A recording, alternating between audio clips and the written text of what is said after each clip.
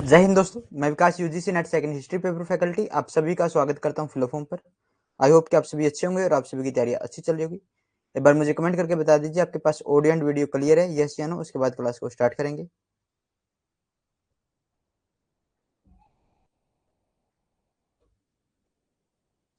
Lovely good evening बहन, जय हिंद, शुभ संध्या।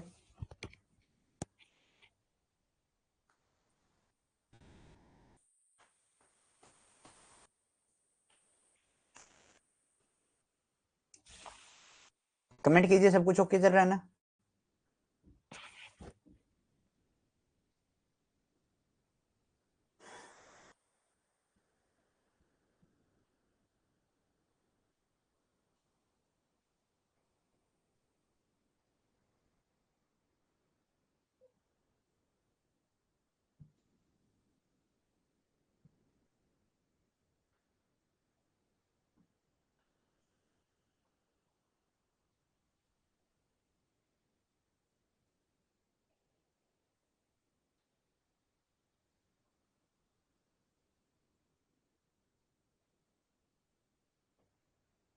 Basic information आपके लिए है ही है।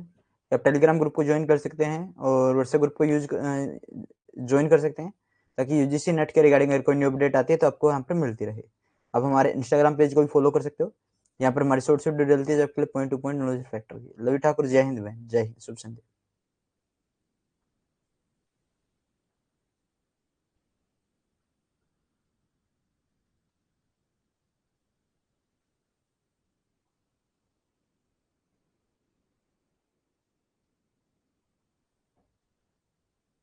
शुरू करें क्लास को, और क्लास को थोड़ा सा समझने की कोशिश करना भाई। आज 1 आवर की क्लास होगी और ज़्यादा रिपीटेशन मत करवाना, समझने की कोशिश करना, धीरे धीरे लिखते रहना। अगर लिखना चाहते हो तो इस क्लास के नोट्स आप बाद में बनाने लो, साथ में मत बनाना, ठीक है? क्योंकि रिपीटेशन की अक्षमता नहीं है, ज़्यादा रिपीटेशन की अक्षमता नहीं है, हेल्थ इश्यू है और आवाज़ में भी आपको लग रहा होगा, ठीक है? ज़्यादा देर बैठ भी नहीं सकता हूँ और 1 घंटे की क्लास करेंगे, उसके बाद इस क्लास को ऑफ कर देंगे।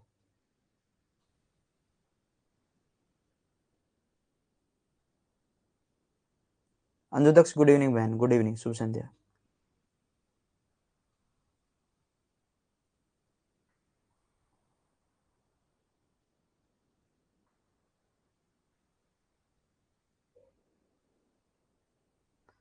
तो शुरू करते हैं क्लास को। हमने अशोक के शिलालेखों को और अभिलेखों को पढ़ लिया है।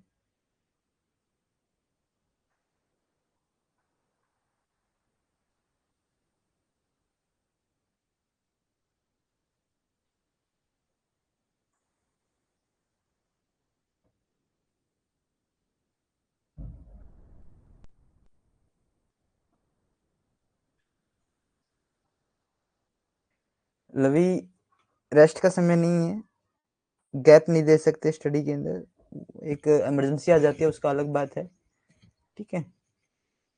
कुछ ना कुछ धीरे धीरे कुछ ना कुछ तो करना चाहिए ना।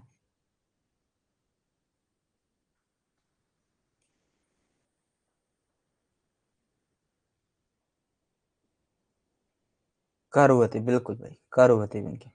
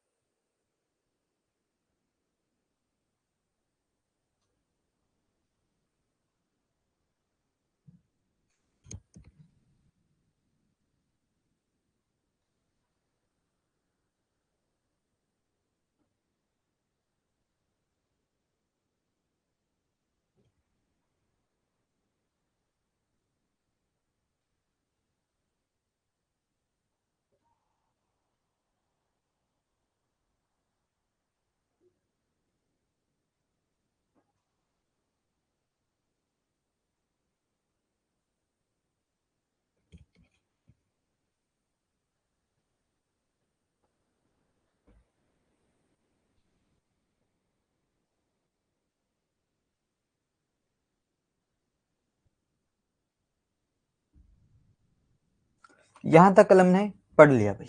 ठीक है, सांची स्तंभ को देख लिया, कौशाम्बी इलाहाबाद स्तंभ को देख लिया, रामपुरा स्तंभ लेख को देख लिया।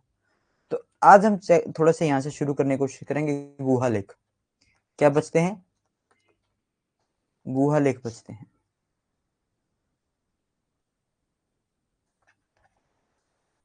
अशोककालीन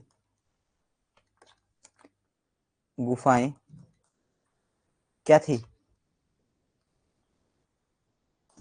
विहार थी, और विहार होता है बौद्ध एवं बौद्ध भिक्षुओं के रहने का स्थान एवं आजीवक संप्रदाय से भी संबंध था।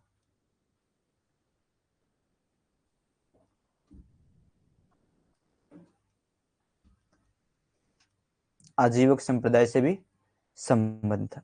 ठीक है, अशोक काल में जितनी भी गुफाएं थी, जितने भी गुफा लेख हमें मिले हैं, वो क्या थे? एक विहार थे। और विहार क्या होता है? बौद्ध भिक्षु का निवास स्थान।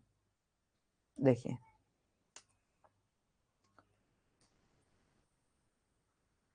बिहार जहानाबाद,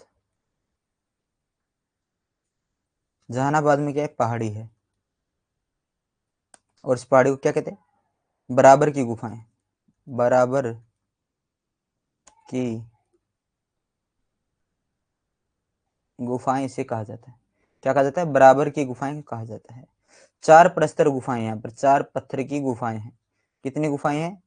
4 पत्थर की गुफाएं यहाँ पर। 4 गुफाएं कौन कौन सी हैं? सुदामा झोपड़ी, विषव झोपड़ी, नाम है गुफाओं के, कर्ण चोपड़,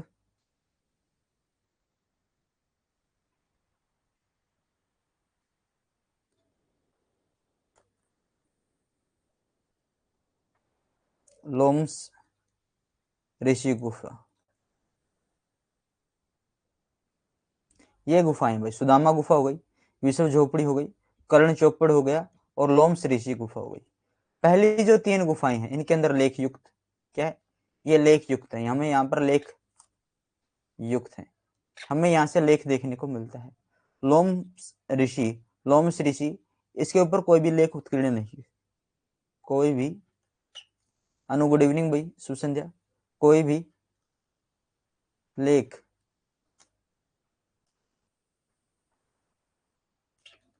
उत्कीर्ण नहीं है। ठीक है, क्या नहीं है?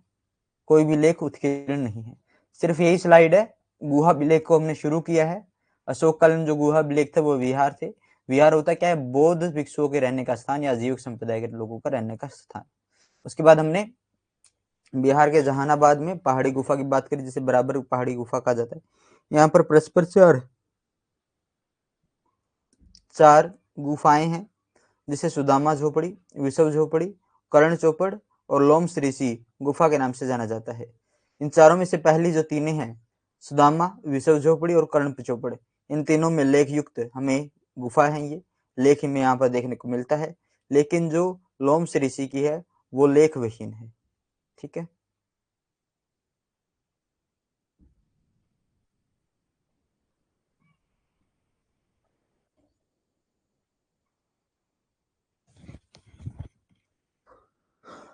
कमेंट कीजिए। क्लियर?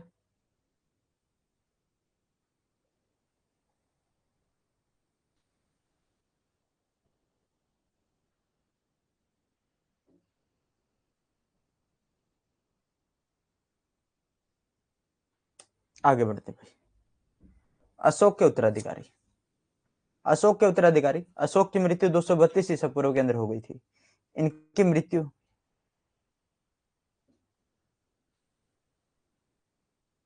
कल मॉर्निंग में क्लास तो करेंगे, ठीक है, कल मॉर्निंग में क्लास करेंगे। अशोक की मृत्यु 232 ईसा पूर्व के अंदर हो गई थी। उनकी मृत्यु के बाद मौर्य वंश का शासन काल समाप्त हो गया था और आगे बढ़ गया, जिसकी वजह से स्पष्ट रूप से अशोक के उत्तराधिकारी थे। अशोक के उत्तराधिकारी कमजोर थे। अशोक की मृत्यु के बाद करीबन 50 वर्षों तक ही मौर्य वंश साम्राज्य अपने आप को रन कर पाया, और 50 वर्षों के अंदर ही वो अपने आप को समाप्त कर लेता है। देखिए, अशोक के उत्तराधिकारी,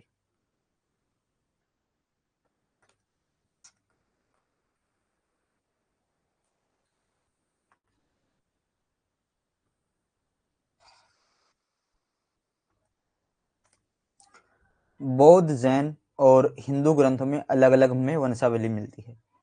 बौद्ध, जैन, हिंदू ग्रंथों में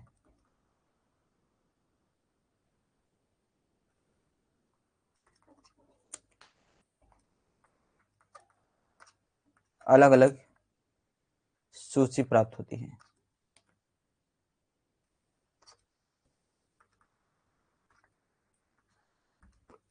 इसलिए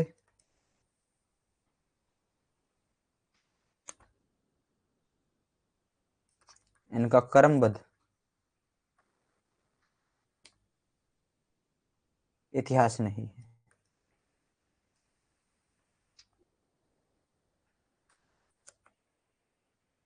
अशोक की मृत्यु के बाद मौर्य साम्राज्य दो भागों में बट गया था। अशोक की मृत्यु के बाद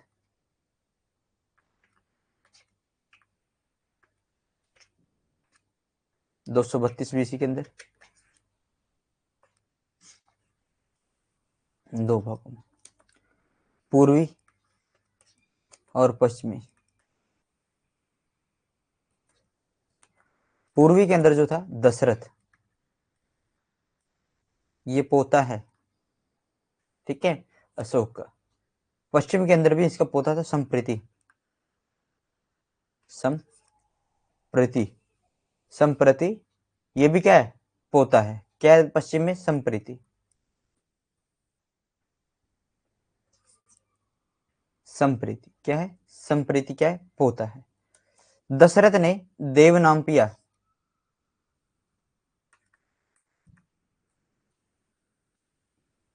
की उपाधि धारण की थी। बिहार के गया जिले में नागार्जुन, नागार्जुनी समूह के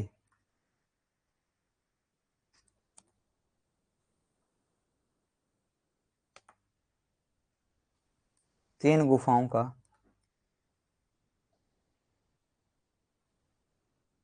निर्माण आजीविकों के लिए करवाया था।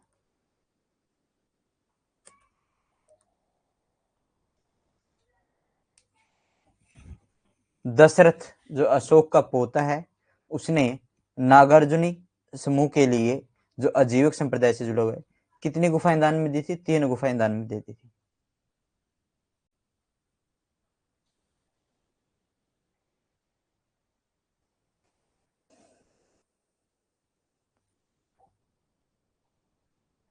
आगे बढ़े।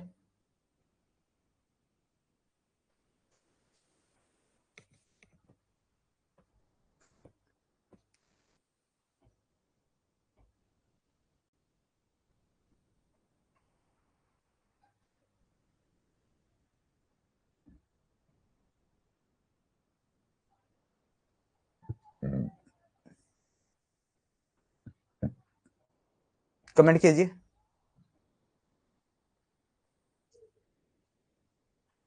Ashok died in 232 BC. After his death, the region of Maurya dynasty moved toward an end, the region of which was clearly Ashok's successor. Ashok's successors were weak. The Maurya dynasty's empire come to an end in about 50 years after the death of Ashoka. Harshacharita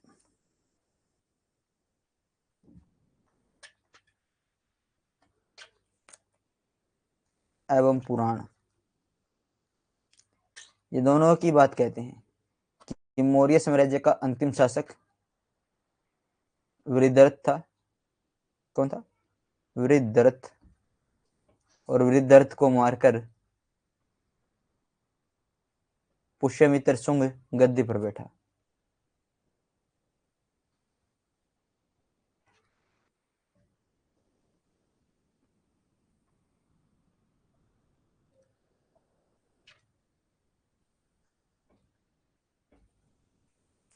ठीक है, पुष्यमित्र शुंग क्या हुआ, पुष्यमित्र शुंग गद्दी पर बैठा। आगे बढ़े, आगे बढ़ते हैं। अब आ जाता है मगध का प्रशासन। मगध साम्राज्य दो हिस्सों में बटा हुआ था।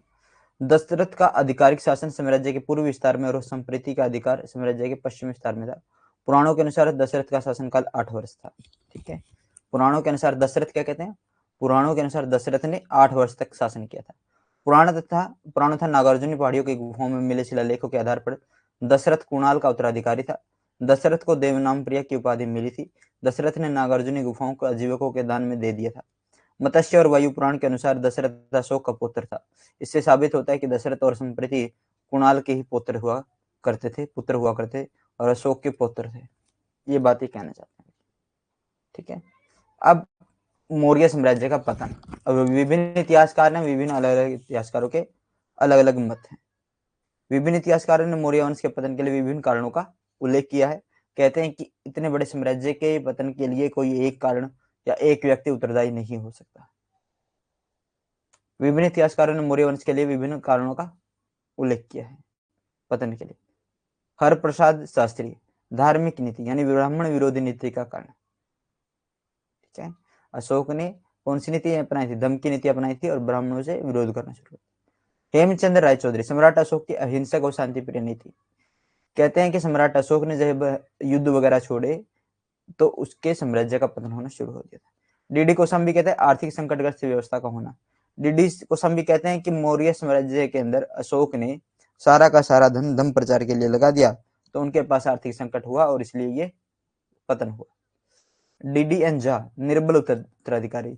डीडी एन झा कहते हैं, डी एन झा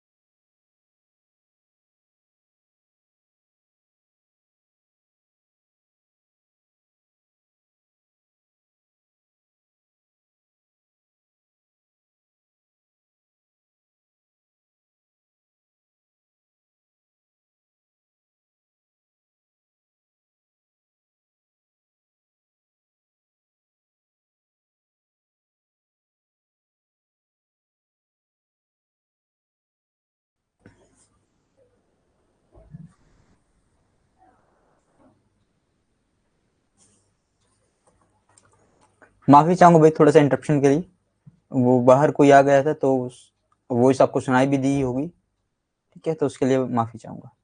रोमिला थापर कहती है मौर्य साम्राज्य के पतन के लिए केंद्रीय शासन अधिकारी तंत्र का अव्यवस्था एवं अप्रशिक्षित होना था। ठीक है,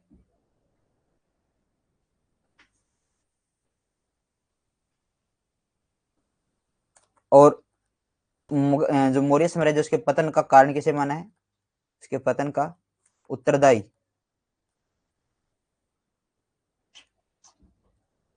अशोक को माना है।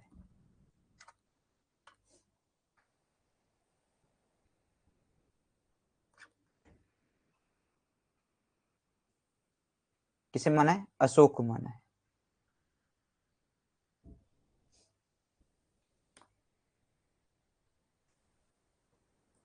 Different historians have mentioned different reason for the decline of the Maurya dynasty. Maurya dynasty की डिक्लाइन के डिफरेंट हिस्टोरियंस ने और डिफरेंट रीजंस बताए हैं। हरिप्रसाद शास्त्री कहते हैं religious policy due to anti Brahmin policy जो थी उसके कारण भी जो मौर्य साम्राज्य था उसका अंत हुआ था।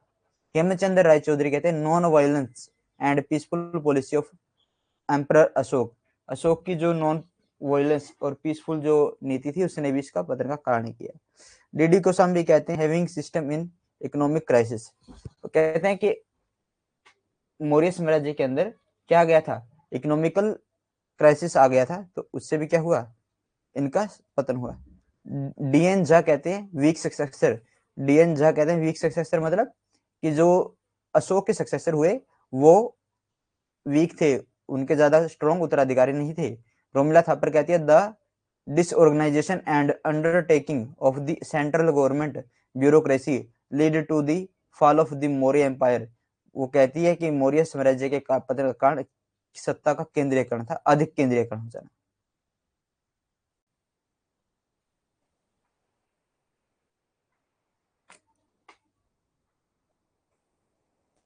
अतः कहा जा सकता है कि मौर्य साम्राज्य के लिए न तो एक कारण जिम्मेदार था, न ही एक व्यक्ति। और मौर्य साम्राज्य अशोक की मृत्यु के बाद कितने वर्षों तक चला था? 50 वर्षों तक चला था। ठीक है, कितने वर्षों तक चला था? 50 वर्षों तक ये चला था।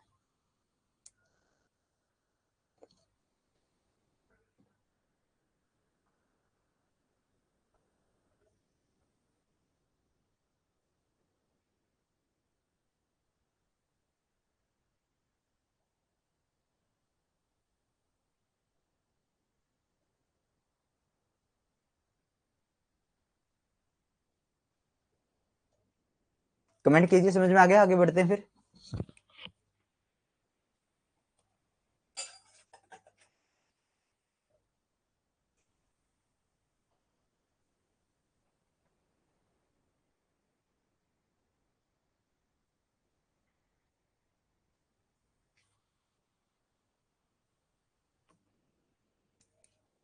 अब बढ़ेंगे मौर्य साम्राज्य का प्रशासन। मौर्य साम्राज्य का जो प्रशासन है वो 3 भागों में बटा हुआ था।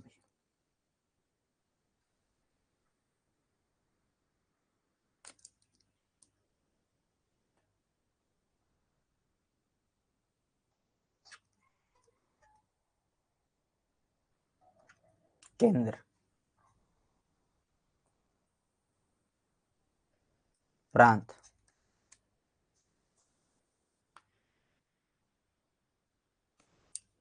एक मिनट भाई,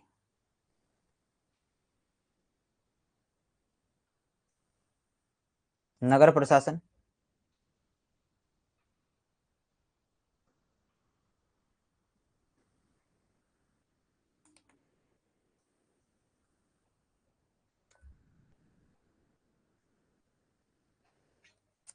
प्रांतीय प्रशासन,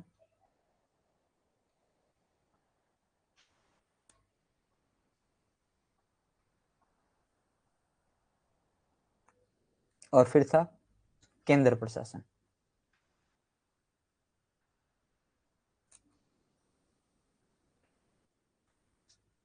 सबसे बीच में था नगर, उसके बाद प्रांत, प्रांत के बाद केंद्र। इस प्रकार प्रशासन को बांटा हुआ था। कौटिल्य के सप्तांग सिद्धांत के अनुसार राज्य के 7 अंग होते हैं। मौर्य साम्राज्य के स्वरूप राजतंत्रात्मक था। राजा की सहायता के लिए मंत्रीगण थे, जिनका चयन महामात्य से होता था। कौटिल्य ने कहा कि राजा जो राज्य रूपी रथ है, इसे एक पहिए के द्वारा नहीं चला जा सकता, इसका जो दूसरा पहिया वो मंत्री परिषद होती है। ठीक है, ये बात किसने कही है? ये बात चाणक्य ने कही है। देखिए, सप्तांग सिद्धांत की बात किसने कही? चाणक्य ने कही। सप्तांग सिद्धांत यानी राजा, राज्य, दुर्ग, धन, सेना, मंत्री और मित्र, ये राजा के सप्तांग सिद्धांत। ठीक है, मौर्य साम्राज्य में स्वरूप कैसा है? राज्य साम्राज्य का स्वरूप कैसा है? राजतंत्रात्मक, राजतंत्रात्मक, लेकिन तानाशाही नहीं है। ठीक है, निरंकुश नहीं है।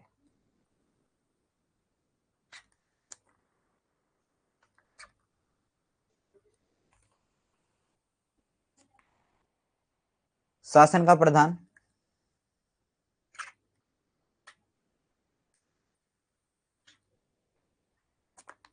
राजा, और राजा की सहायता के लिए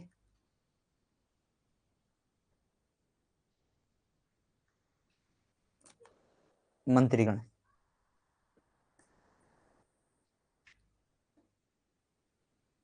या फिर मंत्री परिषद। ठीक है, मंत्रीगण या मंत्री परिषद। और मंत्रीगण जो होते थे उनकी संख्या 4 या 3 होती थी। ठीक है, 4, 3 या 4, 3 या 4 इनकी क्या होती थी? संख्या होती थी। कितनी संख्या होती थी? 3 या 4 इनकी संख्या होती थी। कौन कौन से? एक तो था प्रधानमंत्री,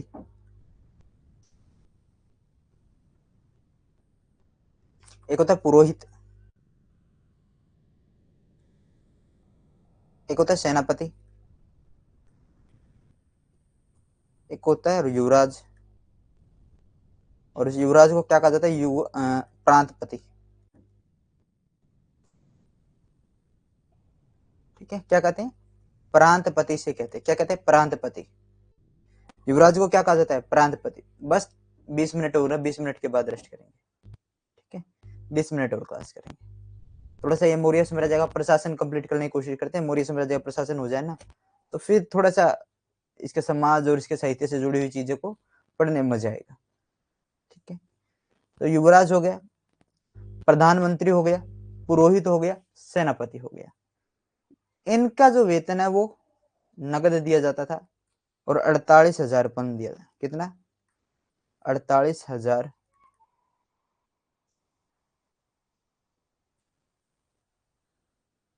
बिल्कुल कल 10 बजे करेंगे। ठीक है, 48,000 पण दिया जाता था। और पण जो है ये माप की इकाई है, मोहर की इकाई है, मुद्रा की इकाई है। क्या होती है? मुद्रा की इकाई होती है।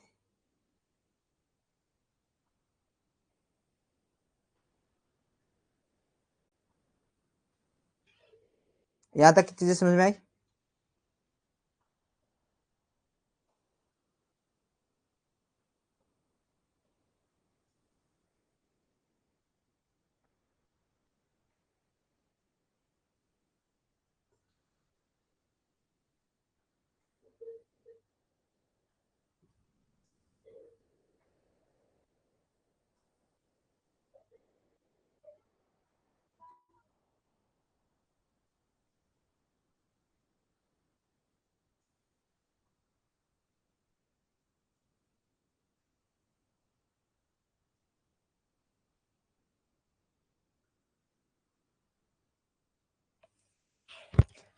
अब जो ये मंत्री थे, इनकी चयन की प्रक्रिया, जो मंत्री थे इनके चयन के लिए महामात्य से होता था। इनका चयन कौन करते थे? महामात्य करते थे। और महामात्य किस विधि से करते थे? उपदा प्रशिक्षण, उपदा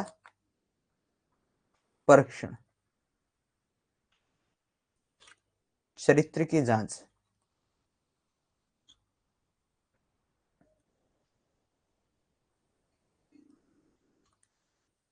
चरित्र की जांच करके, ठीक है, चरित्र की जांच करके एक क्या करते थे? उपदा प्रशिक्षण के द्वारा मंत्रियों को क्या करते थे? सिलेक्ट करते थे महामात्य। उपदा प्रशिक्षण कहा जाता है कि चंद्रगुप्त मौर्य के समय तो स्वयं चाणक्य ये उपदा प्रशिक्षण लिया करते थे। हाँ नो, आज थोड़ा सा हेल्थ इश्यू है तो उसकी वजह से ऐसा हो रहा है। देखिए, अब इसके ऊपर ध्यान दीजिए। यूनानी लेखकों ने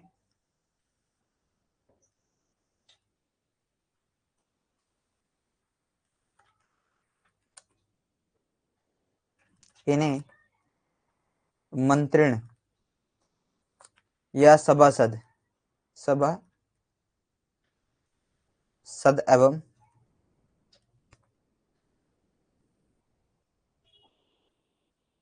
निर्धारक कहा है। ठीक है, सभासद व निर्धारक कहा है।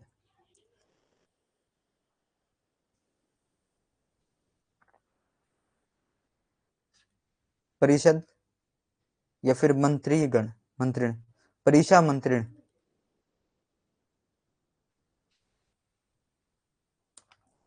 फिर मंत्री परिषद।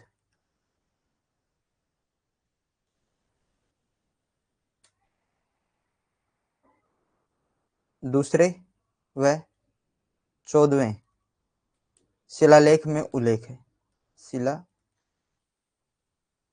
लेख में उल्लेख है मंत्रीगण का और मंत्री परिषद का।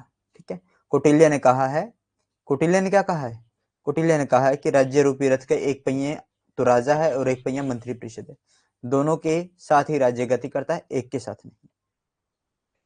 According to Kautilya, Saptanga theory, there are 7 part of the state, The form of the Maurya Empire was monarchical. There were ministers of assistance to the king who were selected from among the Mahamatya. Kautilya has said that the chariot of the state cannot be driven by one wheel. The council of ministers is the second wheel.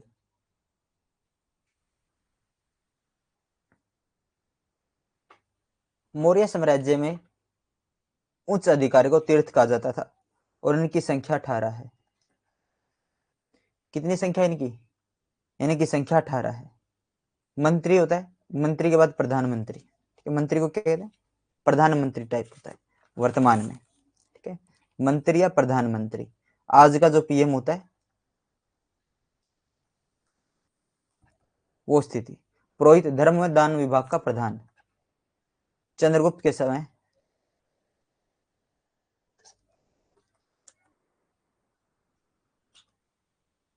दोनों पद चाणक्य के पास थे। किसके पास थे? चाणक्य के पास थे। सेनापति सैन्य विभाग का प्रधान। युवराज राजा का उत्तराधिकारी, जिसे प्रांतपति भी कहा जाता है। क्या कहा जाता है?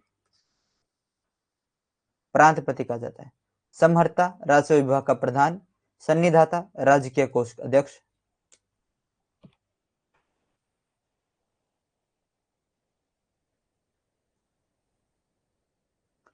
प्रदेष्टा फौजदारी न्यायालय का न्यायाधीश।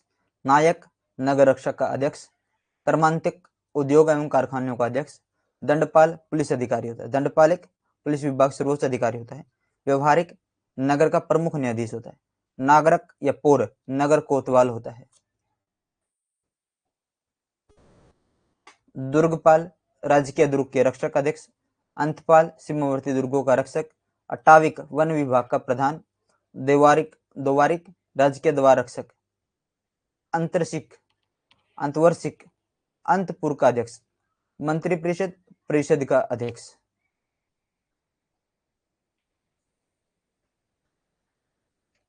इसके अलावा अर्थशास्त्र के अनुसार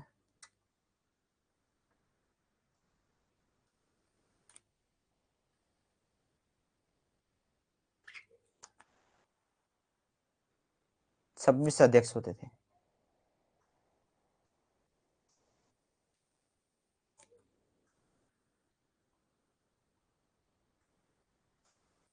देखिए सेम नाम है भाई, हिंदी इंग्लिश में देख लेना, थोड़ा सा डिफरेंस मिलेगा।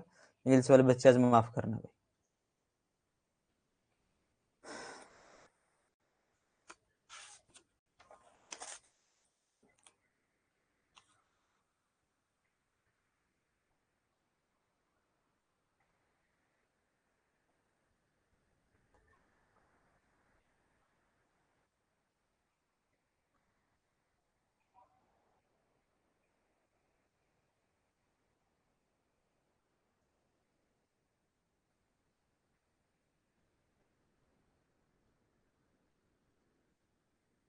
लो भाई, जो 26 उपाध्यक्ष है ना उनको भी लिख लो। 26 अध्यक्ष, सॉरी उपाध्यक्ष नहीं अध्यक्ष। एक था कोषाध्यक्ष,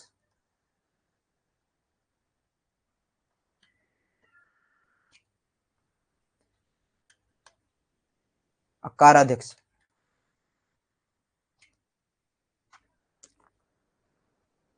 खान विभाग का अध्यक्ष होता है। ठीक है, लोहाध्यक्ष,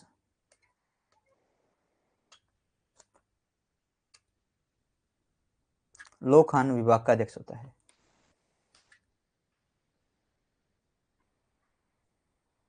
लक्षणाध्यक्ष,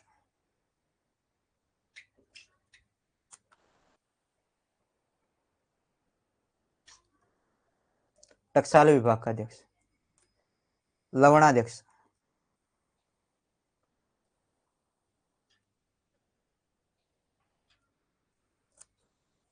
नमक, ठीक है,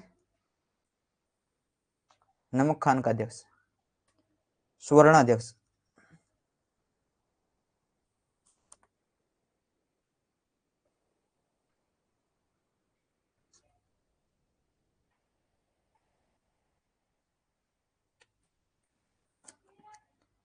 सोने का, जो सोने की खान है उसका अध्यक्ष। खुफिया अध्यक्ष।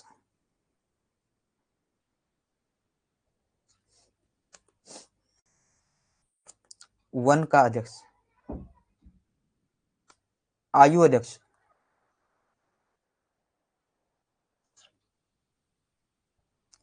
सरकारी व्यवस्था आयु अध्यक्ष होता है अस्त्र शस्त्र का अध्यक्ष।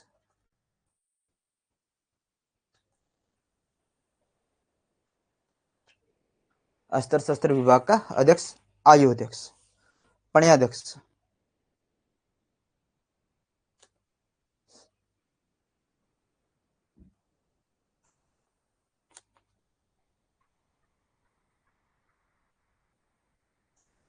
सरकारी व्यवसाय का अध्यक्ष।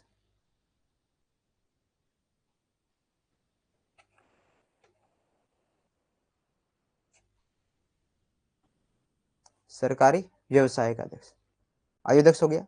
पोतवा अध्यक्ष।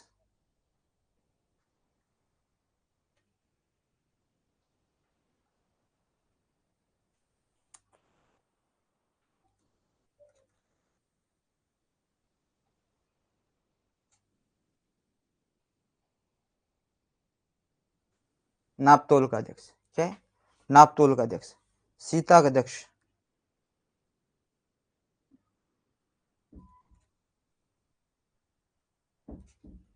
कृषि विभाग का अध्यक्ष। क्या है? कृषि विभाग का अध्यक्ष। इतनी चीजें समझ में आ गई भाई। कोषाध्यक्ष हो गया कोषाध्यक्ष। अकाराध्यक्ष हो गया खानाध्यक्ष। लोहाध्यक्ष हो गया लोह खान के अध्यक्ष। लक्षणाध्यक्ष हो गया टकसाल का अध्यक्ष। लवणाध्यक्ष हो गया नमक की खान का अध्यक्ष। सुवर्णाध्यक्ष हो गया सोने की खान का अध्यक्ष। कृपण्याध्यक्ष हो गया वन का अध्यक्ष। सीताध्यक्ष हो गया कृषि भूमि का अध्यक्ष। पोतवा अध्यक्ष हो गया नापतोल का अध्यक्ष। पण्याध्यक्ष हो गया सरकारी व्यवसाय का अध्यक्ष। आयुध्यक्ष हो गया अस्त्र शस्त्र का अध्यक्ष।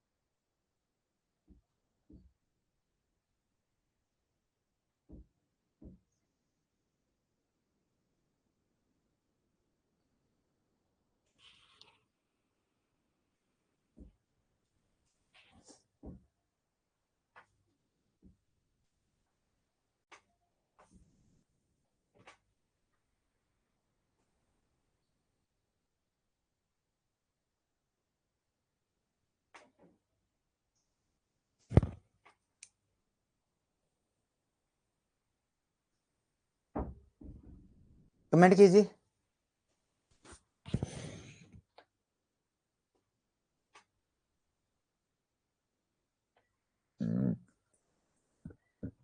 आ जाता है शुल्क का अध्यक्ष।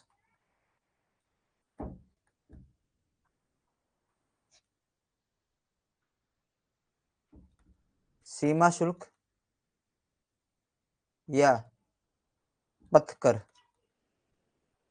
शुल्क अध्यक्ष। ठीक है। सूत्राध्यक्ष।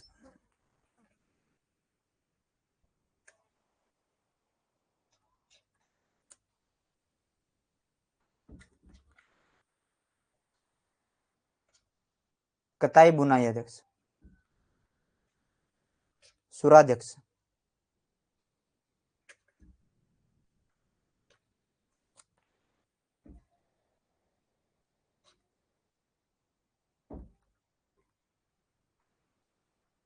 शराब या आबकारी अध्यक्ष। शराब या आबकारी अध्यक्ष।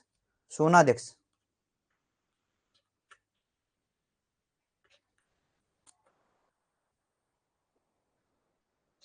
कसाई खाना। ठीक है। कसाई खाने का प्रमुख। मुद्रा अध्यक्ष।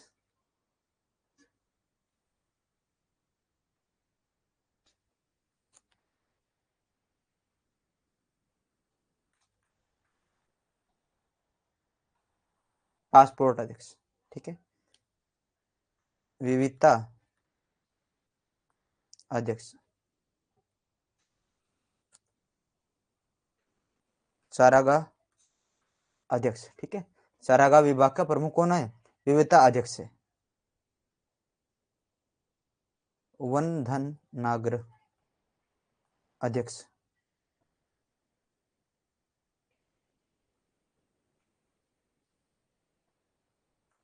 जेल विभाग का प्रमुख, बंधन गृह बंधन आग्रह अध्यक्ष,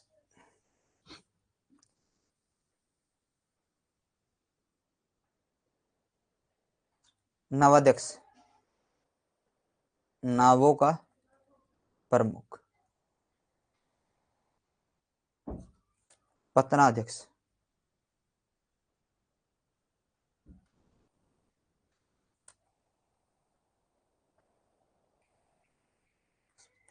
बंदरगाह, ठीक है।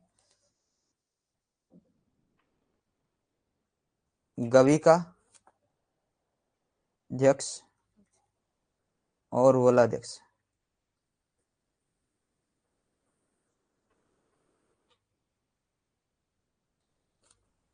सेना के दो भाग, सेना के दो भाग थे, क्या थे? सेना के दो भाग थे, गवी का अध्यक्ष और वलाध्यक्ष, ठीक है। क्लियर है? आगे बढ़े, आगे बचते हैं, दो बचते हैं, ठीक है।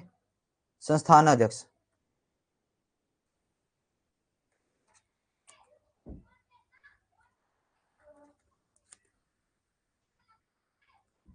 बाजार का प्रमुख,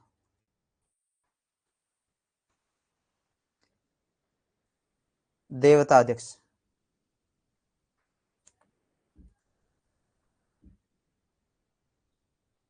मंदिरों एवं देवालयों का प्रमुख,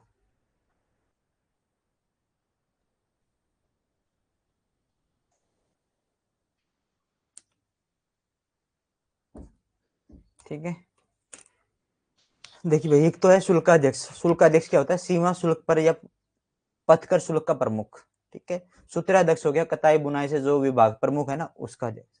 सुराध्यक्ष हो गया शराब आबकारी विभाग से प्रमुख है। सुन्नाध्यक्ष हो गया कसाई से संबंधित है। मुद्राध्यक्ष हो गया पासपोर्ट से संबंधित। वैसे मुद्रा की इकाई पणथी, ठीक है, पणथी। विविधताध्यक्ष हो गया चारागाह से संबंधित। संस्था अध्यक्ष हो गया बाजार का प्रमुख से संबंधित। देवता अध्यक्ष हो गया देव मंदिरों और देवतालयों का प्रमुख। नवाध्यक्ष हो गया नाव का अध्यक्ष। पतनाध्यक्ष हो गया बंदरगाह का पतन। गविकाध्यक्ष और वल्काध्यक्ष क्या है? सेना की प्रमुख दो इकाइयां, गविकाध्यक्ष और वल्काध्यक्ष। बंधनागृह अध्यक्ष जेल विभाग का प्रमुख। ये आपके क्या है? मौर्य साम्राज्य का प्रांत, जो ये केंद्रीय प्रशासन था, वो हमने पढ़ लिया, ठीक है। क्या पढ़ा है? केंद्रीय प्रशासन को हमने पढ़ा है। तो बाकी की क्लास करेंगे कल। बाकी अगर किसी को कोई पूछना है तो पूछ सकता है, ठीक है। कमेंट कर दीजिए आपको क्लास कैसी लगी, और बाकी क्लास कल करेंगे। अगर किसी को कोई भी डाउट है, कुछ भी पूछना चाहते हैं, तो वो बात कर सकता है। आज की पीछे की 5 मिनटें हम बात के लिए रखेंगे, ठीक है, कि काफी समय हो गया आपसे बात किए, है ना। और परिस्थितियां भाई सभी हमेशा सभी समान नहीं रहती, आगे बढ़ते रहना चाहिए, भले ही धीरे धीरे कदम बढ़ाओ, आगे बढ़ते रहो।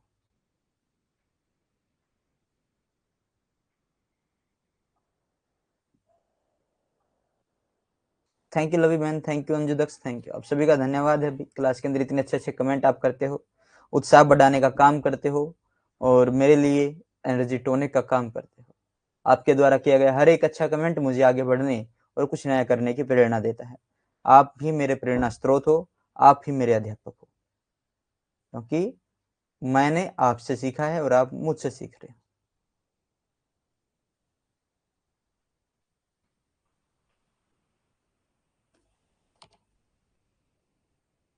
Lovely, nice session, thank you lovely बहन, काफी दिनों बाद कमेंट किया। चलो कोई बात नहीं, कमेंट तो किया काफी दिनों बाद।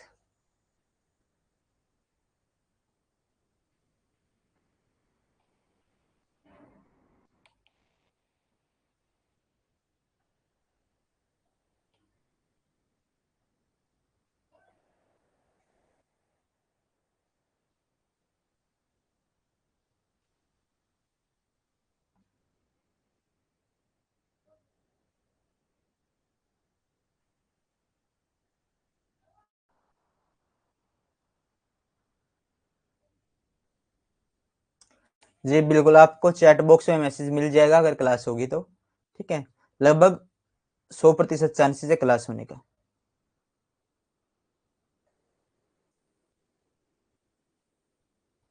लवी, आपने पुराने बच्चे तो देखे नहीं जो पास आउट हो गए? कुछ बच्चे रहते हैं, चंपा हो गई, और भी बहुत सारे, प्रमदीप हो गई, और भी पुराने बच्चे हैं जो आपको देखे नहीं कभी, ठीक है। चलो,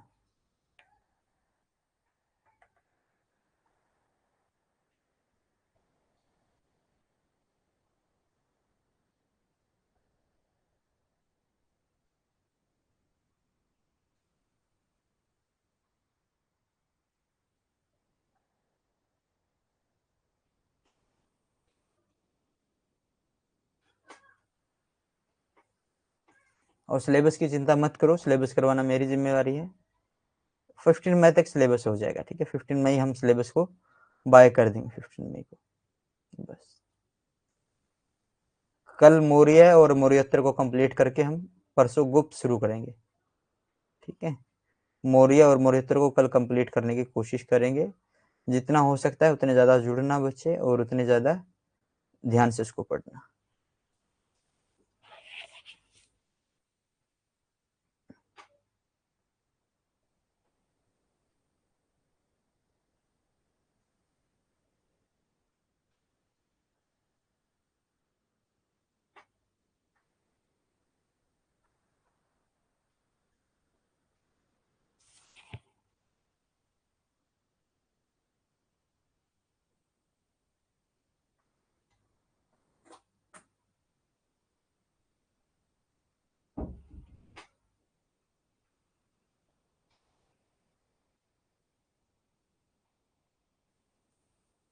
चलो, कुछ ही चीज़ें बचती है, कल कंप्लीट हो जाएगा।